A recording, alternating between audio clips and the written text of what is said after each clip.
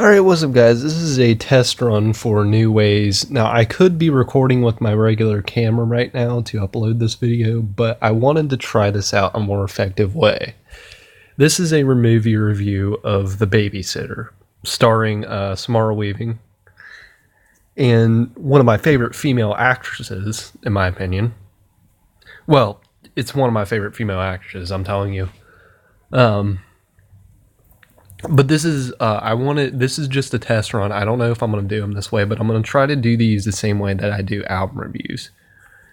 And I have done movie reviews in the past, so this isn't a new thing. Movie reviews came before album reviews. But in general, this is going to be possibly the new way that I do things because, again, it's more effective and I can actually sit down and talk about the movie's plot and stuff. Now, another new system that I want to set in place is a rating system. I'm going to rate it through letters, kind of like a grading system, I guess, because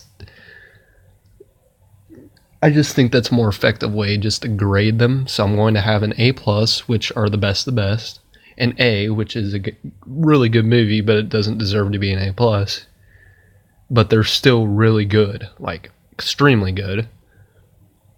There's going to be then after that, there's going to be there's going to be B, which is, it was good, but it wasn't the best, it was pretty good. It was a pretty good category.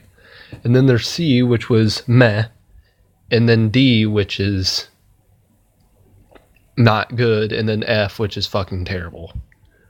F stands for fucking terrible. And then I'm going to make a special category for guilty pleasure. Actually, I'm going to make two special categories. A guilty pleasure category and a category that, okay, I'm going to mix these two categories. It's going to be a guilty pleasure category slash a movie that's so bad it's good. A so bad it's good category. Guilty pleasure. But today we are reviewing The Babysitter. The first time I watched this, I watched it, well, I watched it on Netflix. I think you can get it on DVD now, but I've watched it several times since then. I have seen it on other methods, undisclosed methods that I will not say. But I've seen this movie about 8 or 9 times, and I watched it for a 10th time. Well, a 9 or a 10th time the other night. And again, I personally really enjoyed this movie. It came out in 2017, and it is a Netflix original. And it's sort of it's not really a horror movie, it's more of a comedy horror. And of course, Samara Weaving is there are going to be spoilers, the bad guy. So going to the plot, I want to talk about the plot. This is going to be the longest part of the video, explaining it, because I'm going to go through the entire main plot points of the movie. So this is the big spoiler warning. If you don't want this movie spoiled and you want to see it, go see the movie first, then watch my review. Okay. The Babysitter. So the movie starts off, we get introduced to this nerdy kid named Cole. He's like 13 or 14. He's not a full-on work age teenager yet. He's still 13 or 14, but he's a really nerdy kid. A lot of people bully him, and he's got this hot babysitter, which is Samara Weaving. And there's this one scene where he gets... See, there are some issues with this movie. Like, the first scene, there's some foreshadowing right in the beginning. In the first scene, he's getting this shot or whatever, and it's like a flu shot or something. And we get shown right off the bat that he is afraid of needles. And then we eventually see that he is afraid of a lot of shit. he's a nerdy kid. He's afraid of everything. But he's specifically afraid of needles. And that will be useful later in the movie. But, so he gets this shot, and that's a little bit of foreshadowing on the movie's part. And then, the next couple scenes just consist of him getting bullied. There's one scene where he gets a basketball thrown into his head. And then we meet this other little girl that's about his age, and they're friends. And I'm just going to go ahead and tell you guys, she's the girlfriend character, but he doesn't, because he's a nerd, he doesn't have the balls to ask her. So yeah.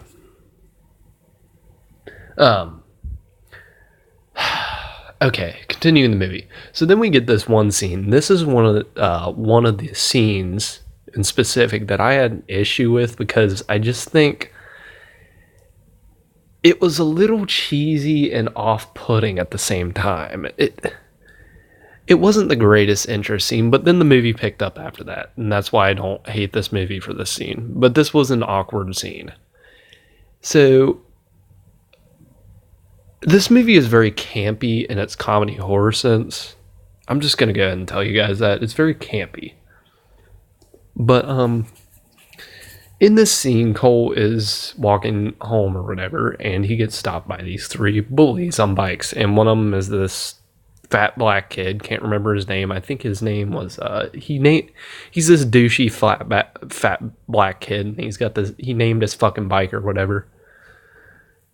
And he's bullying Cole, and then we get introduced to the babysitter, which is Samara Weaving, which is his hot babysitter. And she's fucking hot, of course. And she comes down and stops the bullying. And, okay, before that happens, when they're bullying him, we get this really awkward conversation that I really didn't think needed to be included. Now, maybe if it were directed a little bit better, it might have been more feasible to watch, but the way that they directed it is just not pleasant to watch. It's literally the black kid starts talking about, like, so mind you that this kid is 13 or 14, and he's talking about a 16-year-old girl, and he's talking about, I think he says something like, "You don't want to know what this so-and-so did to me last night? She made my dick feel like something like that." And then he's talking about, like, "I tell you what, she's 16, but she is a woman. She got, And then we get a scene where he's air humping, but there is a rocking chair creaking sound. That's one of the scenes that it's kind of oddly directed. The rocking chair creaking sound. But you know what? I'm not going to beat this movie because I really enjoy this movie. Because it gets really fucking funny. A lot of people didn't like it, but I loved it. So then after that, the babysitter shows up. She gets rid of them. And then we get introduced to the babysitter. Cole jumps in her car and they drive home. They're driving home, they're talking, and the babysitter, Samara Weaving's like talking to Cole because they've been buddies a while. And she says something like, "I'm going to have 1 or 2 years before you get too old to hang out with me." And stuff like that. She's a babysitter, and Cole's a little bit old to have a babysitter, but there's some nice bonding there, which I liked. There's bonding and character development there. But then we get, they get home, and there's another 10-second long scene where Cole's staring at her boobs, and then he gets out of the car. Then we know that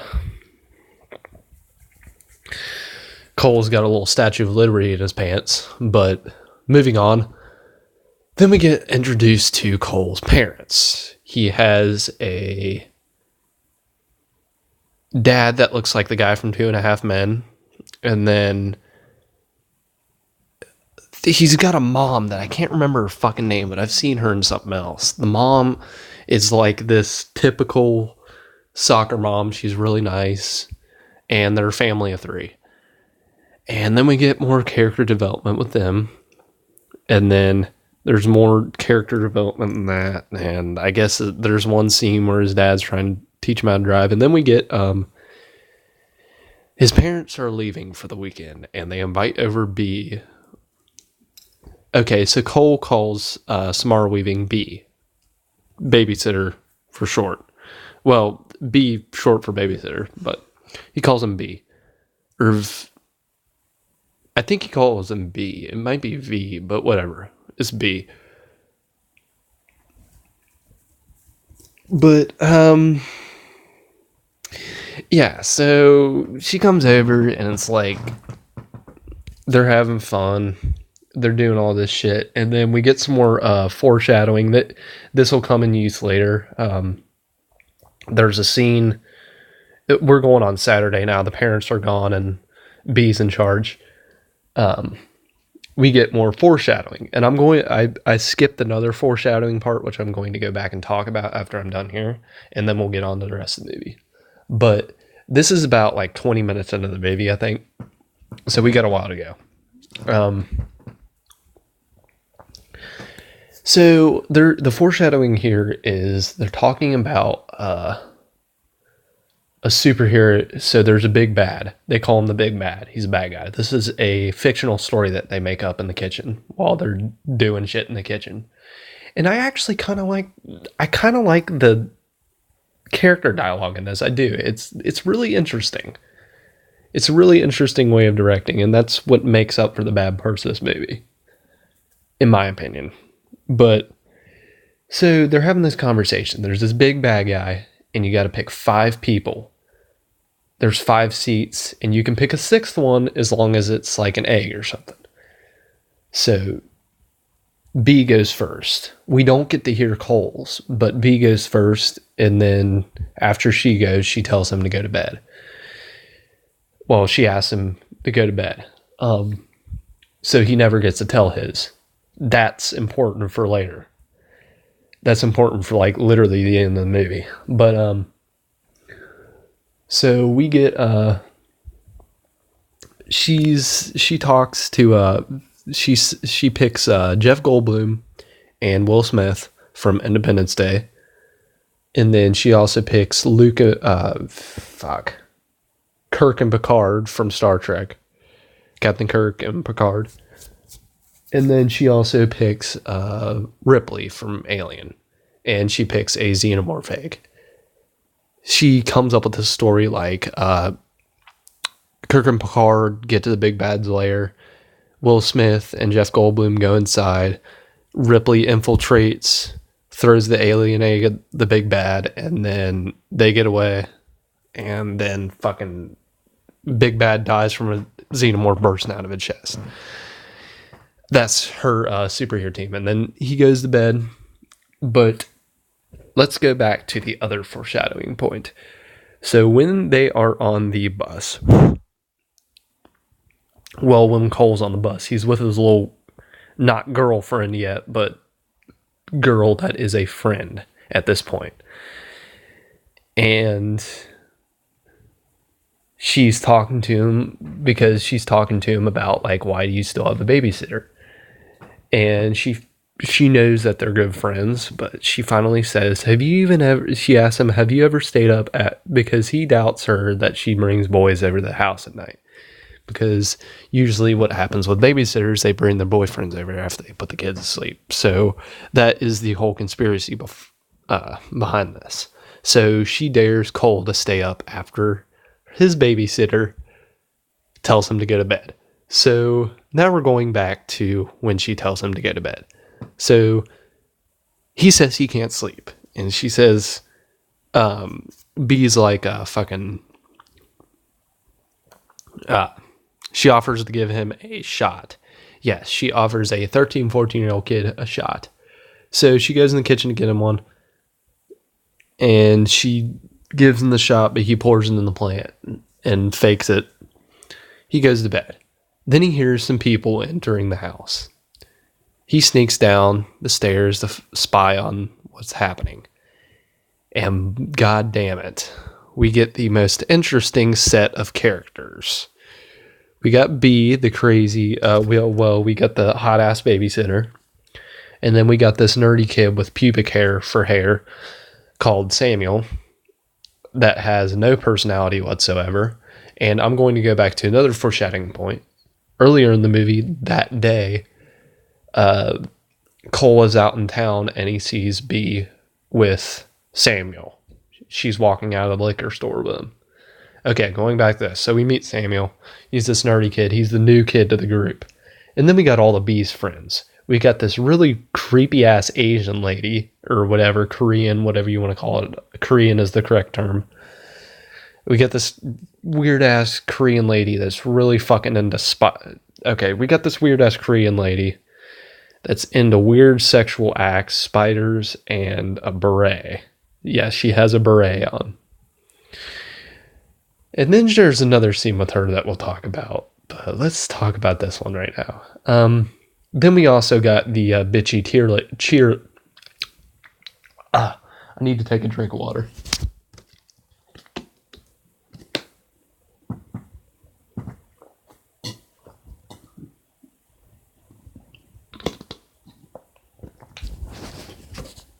Okay. Then we got the bitchy cheerleader chick, which is complaining about bragging about how hot she is. And then we get the football player guy, which is my fucking favorite character. He is so fucking sarcastic to a level. All these characters make me laugh, but him in specific, for several reasons. We'll get to them. He's one of the reasons I love this movie. Just the character. There doesn't need to be character development with this movie. They're just so stupid that you love them, in my opinion. And then we get the minority character for this movie, which, yes, they do stick true to the black guy dies first rule in horror movies. Well, necessarily, I kind of disagree with the black guy dying first in horror movies. It does happen a lot, but there are a lot of horror movies where it doesn't happen. And you know what? I think it's kind of stupid that even became a thing because, I mean, there's plenty of black characters that I thought probably should have lived longer than most of the douchebag characters in a lot of horror movies. Like, for example, Jason X. Why did that goddamn soldier, was his name Brodsky? Yeah, Brodsky. Why did he have to die? That guy was awesome. He fucking stabbed Jason. Although he was the last one to die, and he killed Jason. But he still died. Why? But yeah, the babysitter. And then we get the minority character. He's just a typical character. I don't want to say that to be offensive, but he's just a typical cliche of a black movie character. He is. And you know what? Some of the scenes with him are hilarious as well. I mean, he calls for some funny scenes too. He's legitimately funny in some scenes. So then we get this whole spin the bottle scene. It's Cole spying on him over the stairwell, and we get this spin the bottle scene. And they're spinning around, and they do shit. And then there's this one day where the football player guy, the hot guy, tells B to kiss everybody in the room. She does it, but then when she gets to Samuel, instead of kissing him, she takes 2 knives out and stabs him in the head. This movie is extremely violent. Well, that's probably... It's violent, okay? So she stabs him in the head, and I legitimately laughed at this. This made me laugh. So she stabs him in the head, and then he says something like, "I love you, porpoise." He says something like, "I love you, porpoise." And then the football player guy's like, "Did he just say porpoise?" then the black guy said, then the minority character is like, yeah, I think he just did. I was fucking dying after that. I had to pause the movie. Did he just say porpoise? The way that he said it there, he's like laughing. Did he just say porpoise? I'm just like that. I'm telling you, the football player guy is fucking hilarious. I love him. Eat my porpoise, something like that. I fucking forget what he said. It's so fucking hilarious. But then I guess V is like trying to gain immortality, and she's been. No, I'm not going to say that. She's trying to gain immortality through a satanic ritual, and Samuel was the sacrifice. Now they just need to kill Cole to get the blood in the innocent. And then Cole starts running. He gets back up to his room. They come in there, take a vial of blood, but they haven't killed him yet. They walk out of the room. Cole tries to escape, but he passes out since they just took blood from him. And then he wakes up downstairs.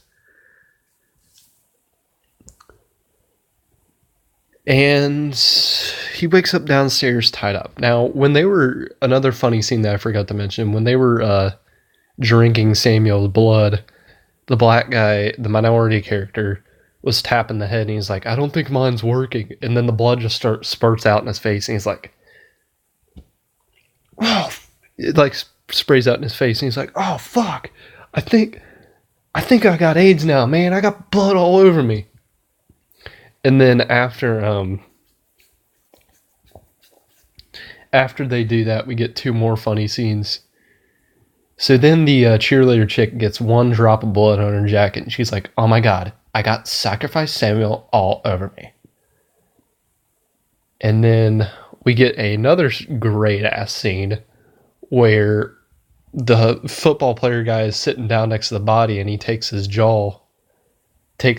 Samuel's jaw, because B pulled out this box with this old book in it. It's part of the sacrifice ritual. And he takes his jaw and he's like, what's in the box? And I'm just like, this movie's so stupid. I love it. Because this movie, in my opinion, isn't greatly directed. There's a lot of directing issues, but it's so stupid it's funny. I love it. It's probably going to go in that guilty pleasure category. I fucking love this movie. But, no, then he's tied up down the stairs, and they're all sitting in front of him, and oh my god, I was in tears by this point. The football player guy has his shirt off, and he's got a fire poker behind his head, and he's holding it like up on his shoulders like this. Well, you can't see me, but he's like holding it up on his shoulders. And he wakes up and he's like, the first thing Cole says is, why is his shirt off? I was just in tears by that point. Because they're all staring at him. It looks like the fucking... So then we get... the cheerleader says after that, and she's like, you're tied up with a bunch of random people in front of you, and the first thing you say is, why is his shirt off? Well, that's what the Asian lady says or something. And then the cheerleader's like, you don't like his shirt off? He's so fucking hot. Oh, I gotta tell you this scene before we continue. There was another scene when they were opening the box. The cheerleader chick said something like, this would go viral like so fucking fast. And then the Korean lady is like, you know, human sacrifice is already... No, she says something like, this would go viral so fast. Human sacrifice has never been done with people before. And then the Korean lady is like, humans have always done human sacrifice since the beginning of time. And then the cheerleader chick's like, yeah, but not with hot people. But not with hot people. Oh my god. But legitimately, I enjoy this movie a lot. More than I should. But then we get on to the next scene, which beforehand, Cole called the cops. So the cops are on their way.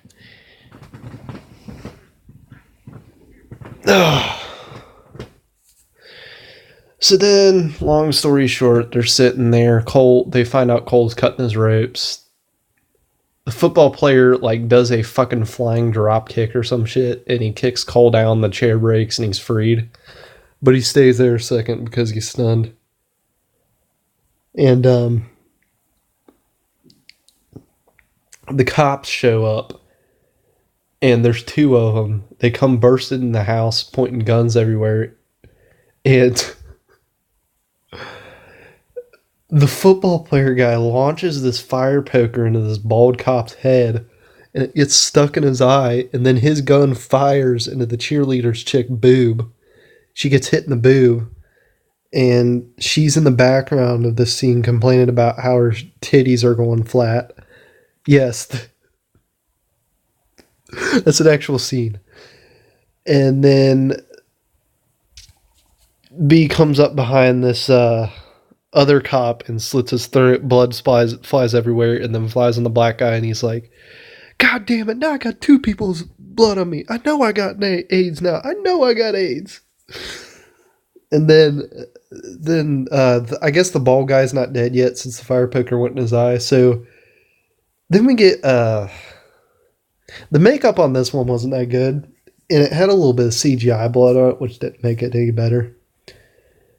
But the football player guy, he fucking takes his fire poker and yanks it out of his eye, which takes most of the side of his head off, and chunks fly everywhere. And then we get legitimately another funny scene from this movie. So the cheerleader chick's on the ground now, and she's been shot in the boob, and the minority character's sitting above her, and she's like, now nobody's gonna motorboat these. And then the black guy's like, oh, how you want them, girl? You want them slow? You want them fast? You want them with spit all over them?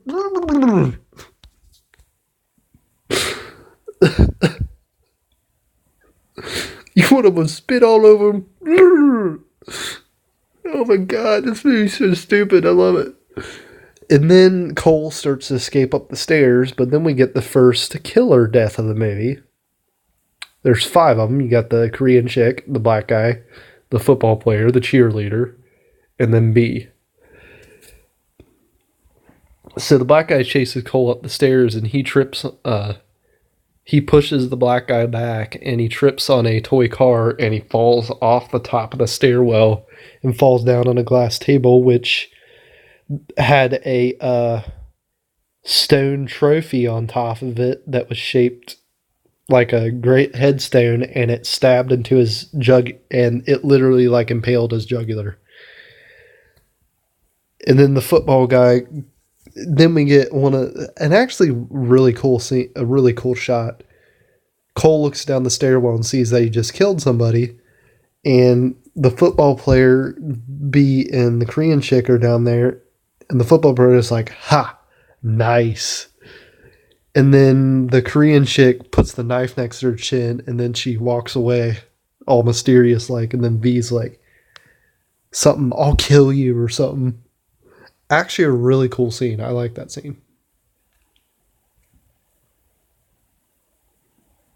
So then the football player chases him up the stairs, and he manages to get out the window, but then the football player starts pulling his rope out. He falls onto the ground. He's outside now. He runs back to the garage to get a firework and a lighter. A firework, a lighter, and a can of bug spray. Remember that. So then he hides under the house.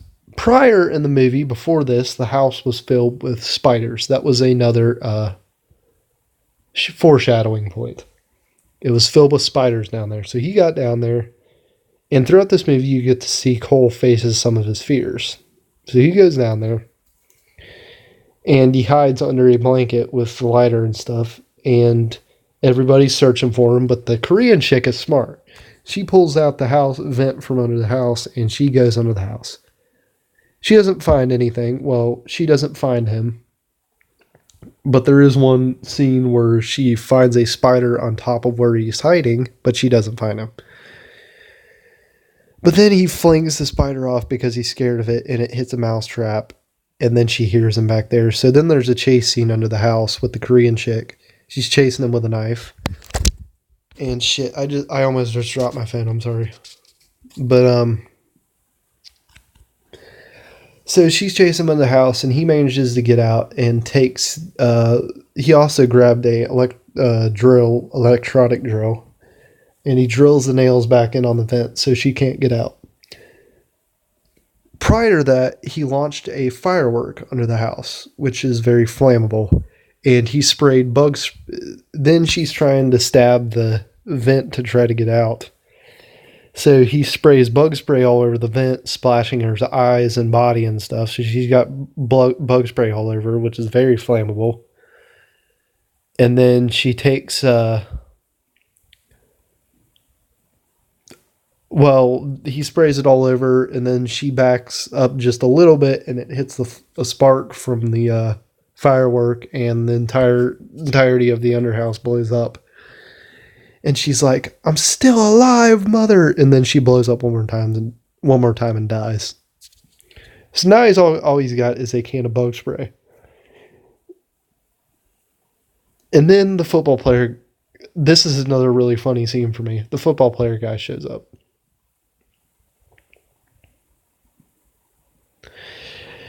And he's chasing him, and he stops, and he's like, "Did you just kill Sonya?" And Cole's like, "No." And then he's like, "Dude, that's awesome. What did that?" No, he's like, "Dude, that's awesome. What did that?" And then Cole's like, "A firework? A firework? Damn, you're a cool little kid." And then he throws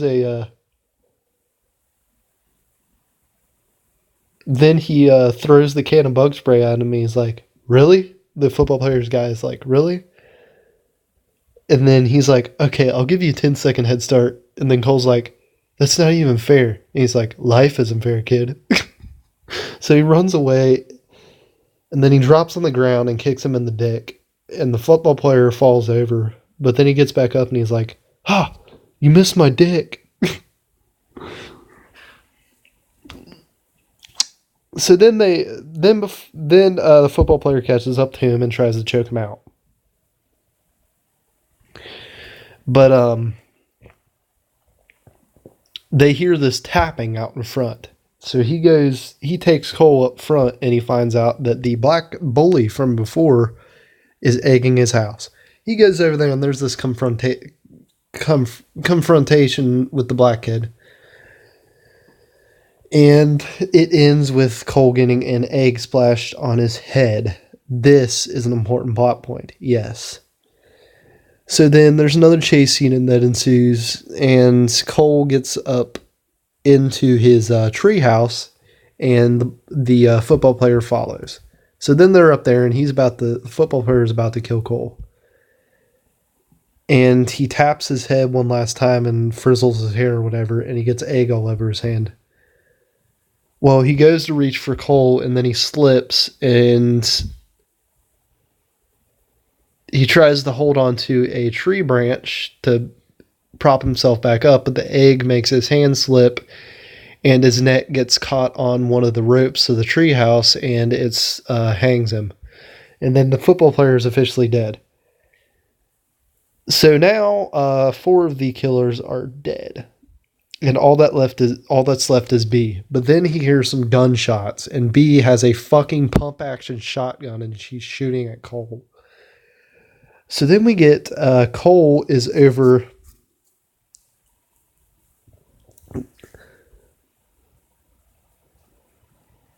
Cole goes over to because he lives across the street from his not a girlfriend, but girl that is a friend. He lives across the street from her, and her dad is gone for the night. I mean, her dad is like asleep or something. I don't know. Her dad's fucking gone. I don't know. But she goes over there, and then there's this scene where she finds out what B is doing, and there's this hide and seek game going on, and then they get stuck in the bathroom. They kiss. Yes, they kiss. And Cole goes out by himself, saving his girlfriend. And then B just magically disappeared. And then he goes back in the house, and the woman that got shot, the cheerleader that got shot in the boob, is on the chair. And B is nowhere to be seen. The cop car is gone. All the blood is gone. Everything is gone. And the book is lying on the counter. So then behind him pops up the cheerleader. And then there's another confrontation that involves the cheerleader because the cheerleader has a kitchen knife now. But then up behind the cheerleader comes B with the pump action shotgun, and she fucking blows the cheerleader's head off. So now 4 of them are dead. And then she says, there's a way that we can make this work where both of us make it out without getting any trouble, because she cleaned up all the blood. So Cole doesn't like that. So what he does is he grabs her book and he burns it. She freaks out, so he runs across the street, and she's in the living room with a glass. There's a glass window in the living room. She runs in there to rescue the book and put it out. He goes across the street and grabs his girl that is a friend's dad's Mustang and drives it while We Are the Queens, We Are the Champions is playing in the background. He drives it into the fucking glass window of the house and crushes B with the car. He gets out of the car, and then he finally tells his team to take down the big bad. And B, he leaves her to die. But then that's supposed to be the end of the movie. He gets the girl. He gets his girl that is a friend, turns into his actual girlfriend. And at the end of the movie, we get a post-credit scene where one of the rescue team guys goes in to see if there were any more bodies, and B's body is gone. Here comes B out of the shadows, and she stabs this guy to death off screen. That's the end of the movie. I'm going to have to put this movie in the guilty pleasure / so bad it's good, because this movie has a lot of directing issues. It's a fun movie to watch, though. It's a guilty pleasure for me. I really enjoy this movie. So remember, leave a comment, like, and subscribe.